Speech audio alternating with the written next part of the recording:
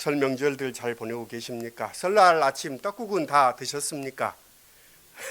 예, 호불호가 갈려서 떡국도 안 먹는 아이들도 있습니다. 옛말은 떡국을 한 그릇씩 먹어야 나이 한 살 더 먹는다고 했는데 그 말도 이제는 다 옛말이 됐습니다. 예, 만으로 나이를 적어가면서 설 지나야 한 살, 자기 생일이 지나야 한 살 더 먹는 시대를 맞고 있는데요. 설의 의미가 많이 이렇게 달라지고 있다라는 생각들을 합니다. 그래도 또 이 설 명절 연휴 차량이 길어진다는 소식을 들으면서 그래도 가족을 또 고향 친지를 찾아 떠나는 이들의 마음이 느껴져서 그나마 이렇게 따뜻하게 다가옵니다. 지금 고향에서 명절을 보내는 지체들에게도 주님의 평화가 함께하기를 빕니다.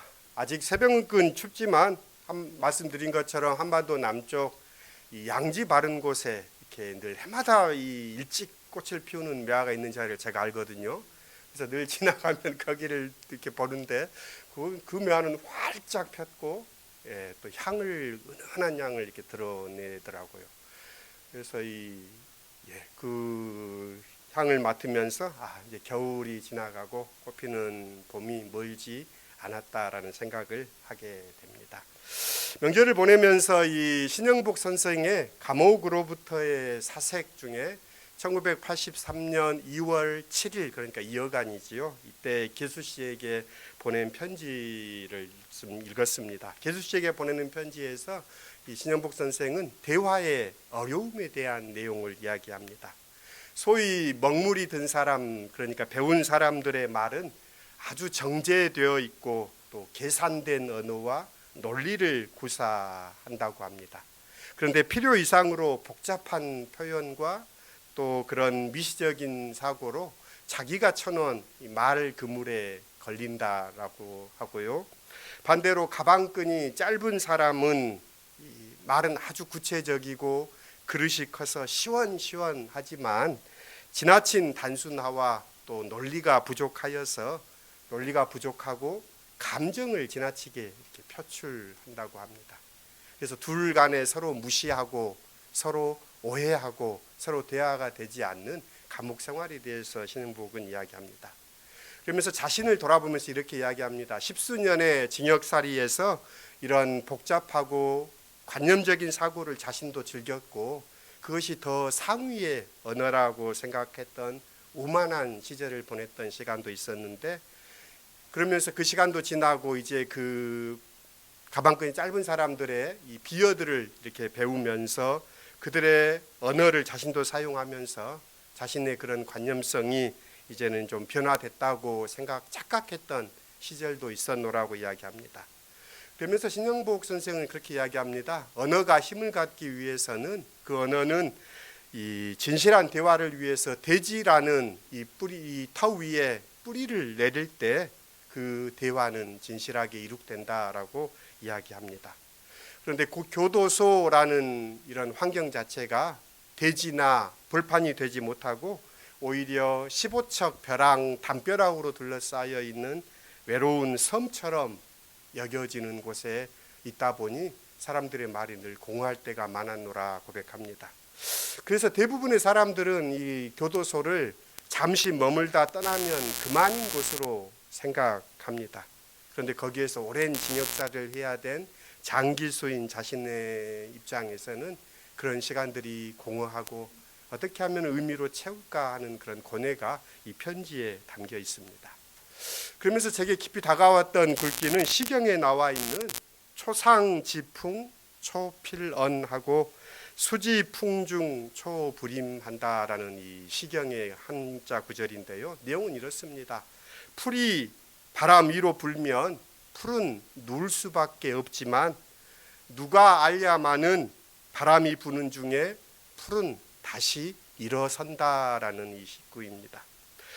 풀은 바람보다 먼저 눕고 바람보다 먼저 일어난다라는 김수영 시인의 이 풀이라는 시의 구절처럼 우리 삶에 불어오는 시련 앞에 때론 민초들이 굴복하는 것 같이 보이지만 다시금 일어서는 풀처럼 민초들의 삶은 생명력이 있다라는 그런 교훈을 담고 있는 글입니다.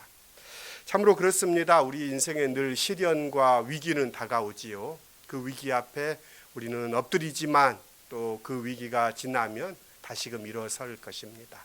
하나님이 주시는 새 힘을 가지고 그 생명력 아래 일어서는 우리 모두가 될 수 있기를 소원합니다. 어쩌면 예수는 자신 앞에 불어온 그 시련 앞에 엎드림을 통해서 그분은 일어섰지요. 하나님 앞에 부단히 엎드림을 통하여서 예수는 마침내 일어선 자가 됩니다. 특별히 이제 교회력의 중요한 사순절이 이번 주 수요일부터 시작됩니다. 재수요일로 시작하는 40일 시간의 순례입니다. 순례길에 나서기 전에 예수님은 높은 산에 올랐습니다. 높은 산을 오르는 것은 정신의 산을 높이기 위해서다라는 이 썬다싱의 말처럼 우리 주님께서는 순환의 깊은 골짜기로 들어가시기 전에 높은 산에 제자들과 함께 올라왔습니다. 오늘 성서에서 높다라는 표현은 단순히 산의 고도만을 표현하는 것이 아닙니다.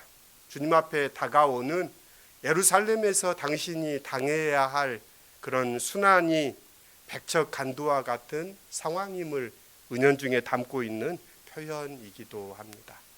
오늘 본문은 엿새 후에라는 말로 시작합니다. 엿새 후에, 당연히 엿새 전에 무슨 일이 있었지 하고 우리가 8장을 읽게 되는데요.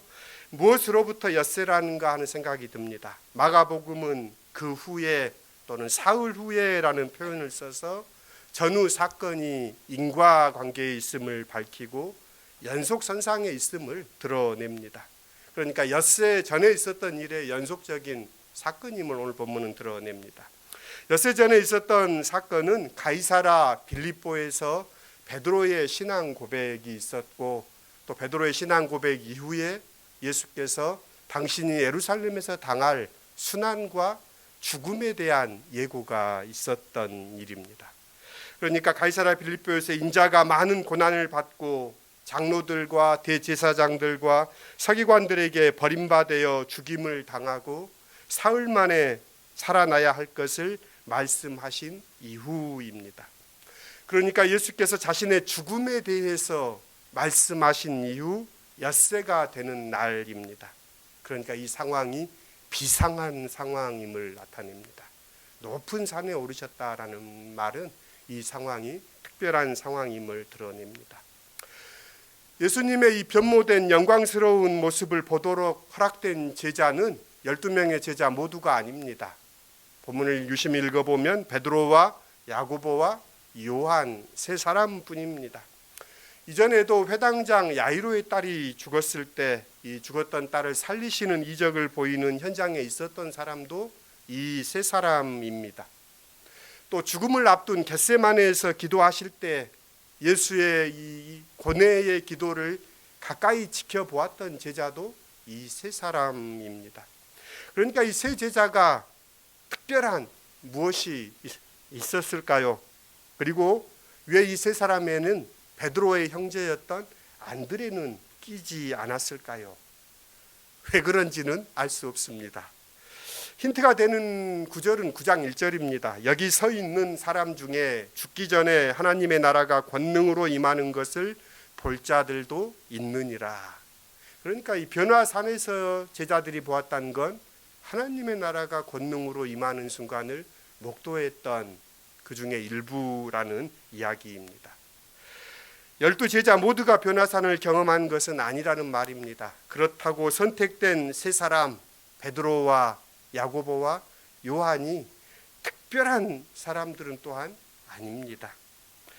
생각해보면 이 세 사람은 다른 제자들이 경험하지 못한 특별한 순간에 예수와 함께 했습니다만 정작 예수께서 당신을 위해 곁에서 기도해주고 함께하기를 바랬지만 그 셋도 모두 다른 제자들과 같이 예수를 부인하고 버리고 도망갔다는 점에서 같습니다. 높은 산 위에 일어난 예수의 변모는 옷에 광채가 나면서 희어졌다고 표현합니다. 빛나는 흰옷이라는 표현이 복음서에 자주 등장합니다. 요한복음에서 부활하신 주님의 이 무덤 곁에 빛나는 흰옷을 입고 있었던 청년의 이야기가 나오고요. 사도행전에도 또 마태복음에도 나타나는 표현입니다. 그 옷을 입은 이가 그냥 일반 사람이 아닌 지상적인 존재가 아닌 천상의 존재임을 드러내기 위한 표현입니다. 그러니까 지금 하나님의 영광이 임하여 예수의 이 모습이 변모된 것은 하나님의 영광이 임하는 순간임을 드러내고 있는 셈입니다. 예수를 따라야 산에 올라간 세 제자는 자신의 선생인 예수께서 하늘에 속한 분임을 두 눈으로 확인하고 있는 셈입니다. 이어서 오늘 본문은 엘리야와 모세가 나타나 예수와 더불어 말씀을 나누었다라고 소개합니다. 모세는 익히 잘 아는 것처럼 하나님의 말씀인 율법을 이스라엘에게 가져왔던 사람이지요. 그러니까 율법의 대변자이고 또한 엘리야는 선지자의 대표이기도 합니다. 이 두 사람은 호렙산에서 하나님을 만난 말씀을 받은 이들이며 죽음을 겪지 않고 세상을 떠난 이들로 알려졌습니다. 뿐만 아니라 주의 날이 이를 때 모세와 엘리야가 다시 등장하여 이스라엘에게 모세의 율례를 기억하게 하고 엘리야는 이스라엘에 떠났던 마음을 아버지께로 돌이킬 것이라고 예언되어 있는 바로 그들입니다. 예수께서 눈부신 광채 속에서 그들을 좌우에 두셨으니 그야말로 종말론적인 약속이 실현되는 영광스러운 순간입니다. 이 놀라운 광경의 의미 앞에 이 장엄한 순간에 베드로는 입을 열어 주님과 모세와 엘리야를 위해 초막 셋을 짓겠다고 말합니다. 우리처럼 초가집이 아니라 이스라엘이 광야에서 세웠던 장막을 이야기합니다. 그러니까 장막을 자신이 치겠다라는 뜻입니다. 이스라엘이 하나님의 영광을 모시는 곳이 원래는 장막으로부터 시작하지요. 예루살렘에 화려한 성전이 있었지만 그 성전 이전에 하나님을 장막에 모셨던 그런 경험과 어울리는 말이기도 합니다. 이 말은 8장 이후에 나타나는 베드로의 세 번째 말에 해당합니다. 그는 엿새 전에 예수를 가리켜 주는 그리스도이십니다라고 고백을 했습니다. 바로 뒤이어 예루살렘에서 순환과 죽음을 예고하시는 예수께 되들면서 그렇게 하면 안 됩니다라고 항변했던 말을 하기도 했습니다. 그리고 지금 변화산에서는 장막 셋을 짓겠다고 말합니다. 첫 번째 그의 말은 두고 기억되는 위대한 고백의 말입니다. 그리고 두 번째 항변은 사탄의 생각이라고 예수님께 책망을 받았던 말입니다. 그리고 이 세 번째 말은 자신이 지금 무슨 말을 하는지도 모르는 의미 없는 그런 말로 간주됩니다. 사람은 이 말로서 그 사람 됨됨이를 알기도 하지만 말만 가지고는 그 사람을 다 알 수는 없습니다. 오히려 어쩌면 그 말보다는 그가 살아온 삶의 흔적들, 삶의 이력이 그 사람의 됨됨이를 드러낸다라고 생각합니다. 위대한 신앙 고백, 그다음 악마의 간계와 쓸모없는 중얼거림이 한 사람 베드로의 입속에 뒤섞여 있습니다. 어쩌면 그게 사람입니다. 세상에서 가장 멋진 말을 하는 사람은 어쩌면 다름 아닌 사기꾼이거나 거짓말쟁이일 가능성이 많습니다. 귀신들도 예수를 가리켜 하나님의 아들이라고 말했다고 복음서는 보도합니다. 그러니까 말의 고백을 가지고 믿음의 진리를 가릴 수는 없습니다. 하늘의 소리가 베드로의 입을 막아버립니다. 복음서에서는 하늘에서 직접 소리가 들리는 것은 두 번입니다. 예수께서 세례를 받을 때, 그리고 오늘 이 변화산입니다. 두 차례 모두 이는 내가 사랑하는 아들이다라는 말씀이 선언됩니다. 세례 때 요한이 예수에 대해 증언했다면 엿새 전에 베드로가 예수는 그리스도다라고 예수에 대해 증언했다 했습니다.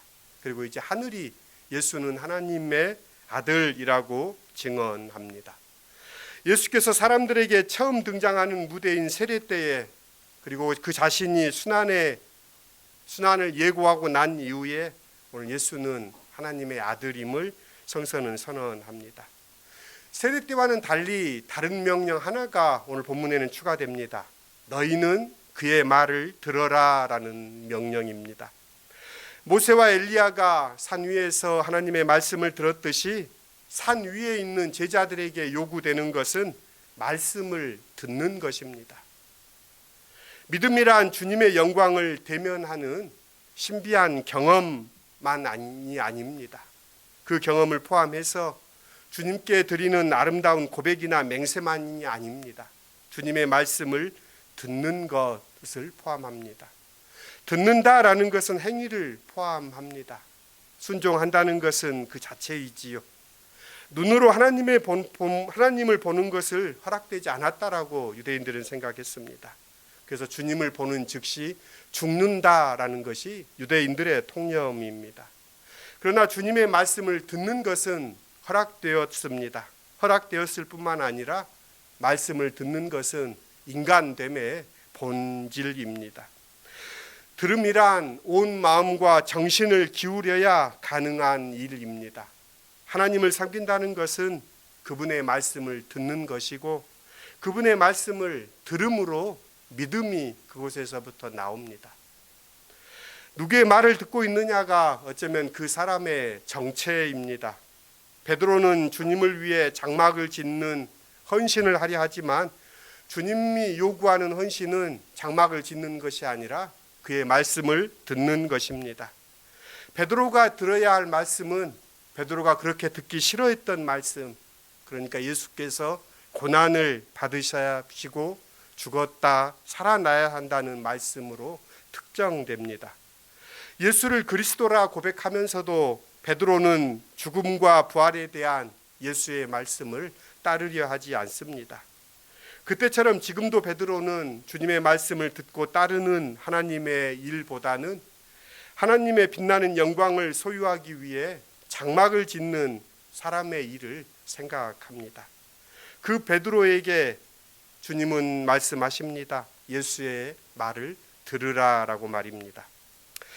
하늘의 명령과 함께 모세와 엘리야는 온데 없이 사라지고 그 황홀한 광경도 거품처럼 꺼져버립니다. 그리고 제자들 곁에 서 계신 분은 지금 예수 한 분이십니다. 장막을 지어서라도 영원히 보존하고 싶은 영광된 순간은 꿈처럼 소멸되고 깨어난 현실에는 변함없이 예수께서 함께 하십니다. 그 예수는 제자들에게 말씀하십니다. 예수께서는 세 제자와 함께 시비와 논란 또 고난과 죽음이 기다리는 산 아래로 내려오십니다. 빛나는 산 위에서 그리고 이제 당신 앞에 닥치는 그 고난의 그 시간 앞에 주님은 내려가시는 분이십니다. 언제나 우리와 함께 하시겠다는 것이 그분의 영원한 약속입니다. 산상변모주일 높은 산에 오르시는 예수를 생각하면서 도종환 시인의 산을 오르며라는 시를 읽었습니다. 시인은 시의 마지막에 이렇게 이야기합니다. 가장 높이 올라설수록 가장 외로운 바람과 만나게 되며 올라온 곳에서는 반드시 내려와야 함을 겸손하게 받아들여 산을 내려와서도 산을 하찮게 여기지 않게 하소서, 기도시로 이렇게 쓰고 있는데요. 가장 높은 곳에 올라섰을 때 가장 외로운 바람을 만나게 된다라고 시인은 고백합니다. 우리는 영광된 순간, 성공의 순간을 고대하지만 주님은 당신 자신을 세상을 위해 내어주는, 세상의 모든 것을 받아내는 순환의 자리로 내려가실 것을 먼저 생각하십니다. 정호승 시인도 산을 오르며라는 시를 썼는데요. 시인은 산을 오르며라는 제목은 붙였지만 시의 내용은 오히려 산을 내려오며입니다. 시인은 이렇게 이야기합니다. 내려가자. 이제 산은 내려가기 위해서 있다. 내려가자. 사람은 산을 내려갈 때 가장 아름답다. 자유로워지기 위해서 강요당하지 말고 해방되기 위해서 속박당하지 말고 내려가자. 사람들은 다 내려간다. 산을 올라가는 것은 어쩌면 산을 내려가기 위해서라는 시인의 말이 통절하게 다가옵니다. 예수는 높은 산에 오르신 이유는 그 순환의 깊은 골짜기로 들어가시기 위함입니다. 누군가는 예수께 돌을 떡으로 만들어 보임으로써 하나님의 아들임을 만천하에 드러내라고 말합니다. 귀신을 쫓아내고 병자를 고치고 죽은 자를 살리시는 예수의 일을 보면서 하나님의 아들이라고 말하는 이들도 있었습니다. 마찬가지로 세 제자는 이 놀라운 영광의 신비를 보이신 예수를 그리스도라고 말하고 싶었을 것입니다. 그러나 예수께서는 자신의 능력과 권세와 영광으로 말미암아 당신이 하나님의 아들로 알려지기를 원하지 않으십니다. 그래서 귀신들에게 입을 닫고 조용히 나오라라고 말했던 것처럼 귀신의 입을 막으시고 또 고침받은 자들에게 경계하시면서 아무에게도 말하지 말라고 하셨고 또 세 제자들에게도 본 것을 아무에게도 말하지 말라고 당부하십니다. 지금은 말하지 말아야 하지만 말을 해야 할 때가 옵니다. 예수의 죽음과 부활 이유가 바로 그때입니다. 예수가 누구인지는 그의 죽음과 부활을 통해서 밝혀집니다. 진실로 이 사람은 하나님의 아들이었다. 십자가 곁에서 예수의 죽음을 지켜보았던 백부장의 고백처럼 예수의 그리스도임을 말해야 할 자리는 순환의 자리입니다. 수요일부터 사순절이 시작됩니다. 사순절은 재수요일로 시작합니다. 왜 재로 시작할까? 우리는 사순절이 부활절로 나아가는 것으로 알고 있으나 사순절은 죽음으로 마무리되기 때문입니다. 그래서 이 사순절은 순환과 죽음을 깊이 경험하는 시간입니다. 부활이 있기 전 충분한 시간이 40일입니다. 이스라엘이 광야에 머물렀던 40년을 40일로 이야기했던 것처럼 이스라엘이 출애굽하기 전 그들이 출애굽을 단번에 하나님이 하신 것이 아닙니다. 우리가 아는 것처럼 10가지 재앙이 있었지요. 9번째 재앙이 흑암의 재앙입니다. 온 세상이 어두워지는 재앙이지요. 그 어둠은 쉬 거치지 않습니다. 빛을 달라는 간청이 있었고 그리고 나서 또 이스라엘은 해방되지 못하지요. 바로 빛이 온 것이 아니라 10번째 재앙이 이어집니다. 유월절 재앙이 오지요. 애굽의 모든 장자들이 죽는 재앙입니다. 내 집에 아이가 죽지 않아서 다행이야가 아니라 애곡 소리가 애굽 온 땅에 울렸다는 성서의 증언이 있지요. 그 장자들의 죽음 이후에 이스라엘이 출애굽했던 이야기를 읽게 됩니다. 구원은 쉬 이루어지지 않습니다. 구원의 때는 인내의 시간을 요구합니다. 농부가 씨앗을 뿌리고 때가 돼야 결실하는 것처럼 하나님의 때가 이를 때까지 기다리고 인내해야 하는 시간이 사순의 시간이기도 입니다. 지금 예수가 그리스도라고 고백만 하고 있을 때가 아닙니다. 지금은 아무에게도 말하지 말라 하셨던 주님의 말씀을 마음에 두고 주님을 그리스도로 바라보는 눈이 열릴 때까지 기다려야 할 때입니다. 말씀과 묵상, 삶과 실천으로 주님의 뒤를 따를 때입니다. 지금은 길을 나서기 전입니다. 사순절 순례 여정에 여러분들을 초대합니다. 설교를 마무리합니다. 엿새 후에 예수께서는 높은 산에 오르십니다. 신앙 고백은 순환과 죽음으로 이어집니다. 순환에 대한 예고 이후에 예수께서는 예루살렘에 올라가시기로 작정하십니다. 그러나 예수께서 순환의 깊은 골짜기로 들어가시기 전 높은 산에 오르십니다. 정신의 높이를 높이기 위해서이며 또 제자들을 준비시키기 위해서이며 주님은 주님의 길을 가십니다. 그 길에 함께했던 제자들은 그 영광에 횡설수설합니다. 아무에게도 아무 말도 하지 말라라는 주님의 경고를 듣고 그들은 다시금 예수의 뒤를 따릅니다. 우리도 주님의 뒤를 따르기를 소원합니다. 그러한 이 복된 사순절기의 시작을 맞고 주님과 함께 행하는 시온의 모든 지체들 될 수 있기를 소원합니다. 모든 지각에 뛰어나신 그리스도의 평화가 여러분들의 생각과 마음을 지키시기를 빕니다. 기도하겠습니다. 십자가가 기다리는 예루살렘 입성을 남겨두고 주님은 높은 산에 오르십니다. 주님의 영광스러운 모습은 엿새 전의 일과 연결되어 우리의 마음을 겸손하게 합니다. 아무든지 나를 따라오려거든 자기를 부인하고 자기 십자가를 지고 나를 따라오라 말씀하십니다. 고백이 제 아무리 훌륭할지라도 주님의 말씀을 듣는 것은 앞서지 못합니다. 주님, 설 명절 연휴를 보내고 이제 일상으로 돌아갑니다. 일상의 삶으로 돌아가기 전 예배하는 우리들, 높은 산에 올랐던 제자들처럼 예배 자리에서 주님을 뵙습니다. 주님의 영광스러운 모습을 대합니다. 아무에게도 아무 말도 하지 말라는 주님의 엄한 경고를 듣습니다. 믿음의 삶을 신실하게 살게 해 주십시오. 길을 나서기 전 마음의 산을 높이며 주님을 따르는 시온의 지체들 되게 해 주십시오. 예수님의 이름으로 기도드립니다. 아멘. 결단의 찬송 445장입니다. 태산을 넘어 험곡에 가도 찬양 드리겠습니다.